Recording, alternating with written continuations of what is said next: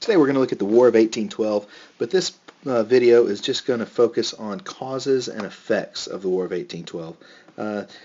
In future videos, another video, I'll get into a little bit more about the battles, but nothing too deep. But this is all about causes and effects, so it should be a quick one. So one of the things you'll first notice when you look at the causes, if you were paying close attention to the Embargo Act of 1807 video notes, is that two of these causes look very similar to the causes or the reasons behind the Embargo Act, and that's absolutely the case. So the Embargo Act didn't fix these problems. You'll see that the British are still interfering with American shipping as we trade with France and really with any other European country. They board our ships, take our cargo, and just generally disrupt our commercial shipping. But not only that, they continue impressing American sailors, taking American sailors off of American vessels and saying they're British subjects, when in some cases they are, as we said, but not in all cases. Two new causes or new issues that are coming up are the stirring up of Native Americans to fight settlers, so along the western frontier. One of the complaints, how much of this is going on, it's difficult to be sure.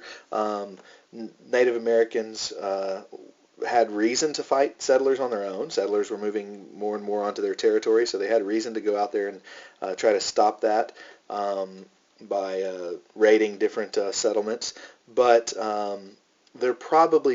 there's a good chance there was also stirring up of those fighters by the British, whether it's through supplying weapons or just other ways of encouraging that kind of those kinds of attacks. And then finally, one of the big causes is simply the Warhawks, led by Henry Clay. These are primarily Western congressmen who are hoping to expand into Canada. Many Americans really thought that Canada would want to be a part of the United States, and therefore it was a matter of kind of marching there, and in a sense they thought of it as they would be going up there to liberate the Canadians from the British and from Great Britain. As it turns out, that's not the case. They got there, and the Canadians were quick to defend their territory, and the Americans were poorly equipped and really unable to make much of a dent into Canada at all. And so it was a failed attempt, but it was definitely part of why some wanted to go in to start the War of 1812 and declare war on the British. Before I get into the effects of the war, I'm going to briefly tell you how the war ends so that the effects make a little more sense. So the war ends, and it really just returns things to the way things were before the war. And so nobody really wins so much as it's a draw. We agree to just stop fighting. But that's possible because, if you'll remember, one of the big causes was the impressment of our sailors and the attacking of our merchant vessels, our shipping, and those things aren't going to be happening anymore because the British and French are no longer at war. And it's because that war is over, there's now no longer a need to stop us from trading with the French or any other European countries. And so we are able. They don't mind letting us trade freely anymore. And so that's the big thing that has happened. Now, the effects that happen after this war is that, well, because of some of the victories that the United States had during the war, especially later in the war, we have a big increase in national pride. The Battle of New Orleans is a big reason for that, and it brings us heroes like Andrew Jackson and other heroes we'll talk about in another video called, one of them is Oliver Hazard Perry. And then the Native Americans are weakened. Once again, their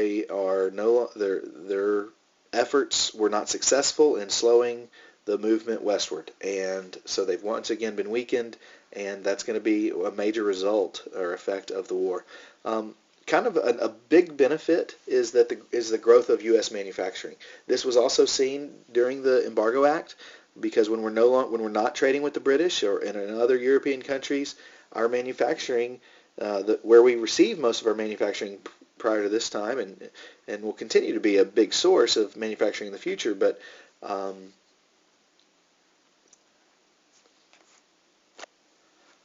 that wasn't real clear. So our manufacturing is going to grow because we are not trading with Europe or Britain during this time, because so we are forced to start manufacturing these things on our own, and that's only going to continue to grow. Once the war's over and once the Embargo Act was over, we did start to trade with them again and gain manufacturing, including manufactured goods, but our manufacturing is just going to continue to grow from this point forward.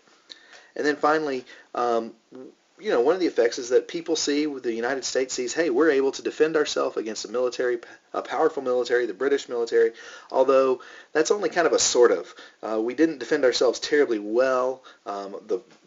Washington, D.C. is burned. Much of D.C. is burned, and so that's not defending yourself that great. But we settled the war. The treaty is made, and we didn't lose anything out of it. And so, in many people's eyes, that was a big sign that, hey, we've stepped up and become, we're now on the national stage, and we are truly independent from Great Britain.